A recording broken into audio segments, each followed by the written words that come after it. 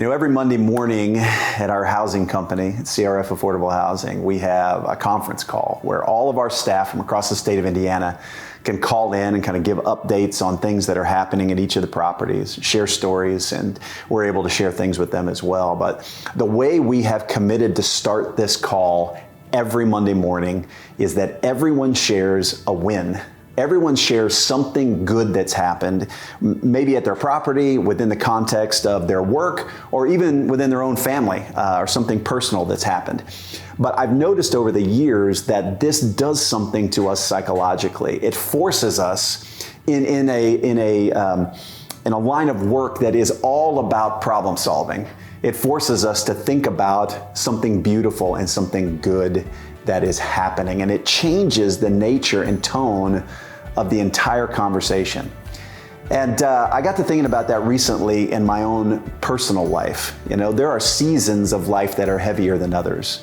And even as we've been going through some things here with our work, in my personal life, the lack of joy that can easily overtake me is overwhelming. And being a leader in the marketplace, being a leader in business and entrepreneurial settings, there's a lot of problems to solve. There's a lot of things to figure out.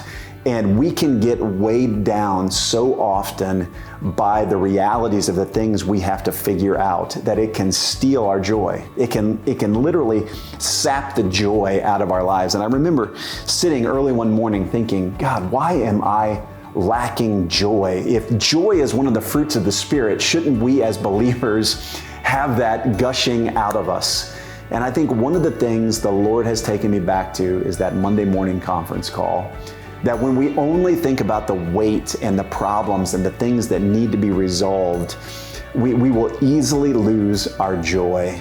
But when we think about who God is, what God has done, the beautiful things that are happening around us, and we learn to shift our minds towards thankfulness for Jesus first and foremost, thankfulness that we have been created in the image of God, thankfulness that God came for us when we could not get to Him, and we begin to look at the realities of our life through that type of lens, then even in the cracks and crevices, we can find the beauty of Jesus. We can find the beauty of the gospel, and it brings joy back into our reality. And so I want to encourage you today, if you are struggling with joy, try turning your heart towards something beautiful that's happening in your life.